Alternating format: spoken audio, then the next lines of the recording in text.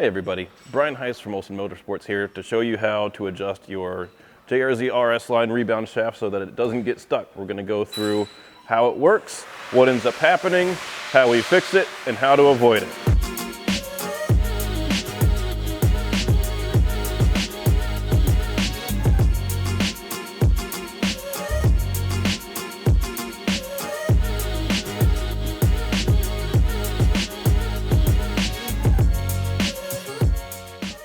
So when you adjust your rebound, you can either use this nice JRZ knob, or I prefer a 8mm gear wrench.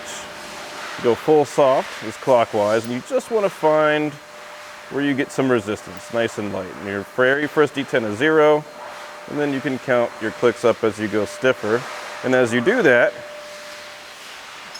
this rod, which is pinned to, this is a used assembly here, this rod is pinned to this hat, which is right there, and it keys into this bottom hat like that, which has some threads on it, and the threads are in there. So as you turn it, this starts to rotate on the threads and cover up these adjustment holes on the damper.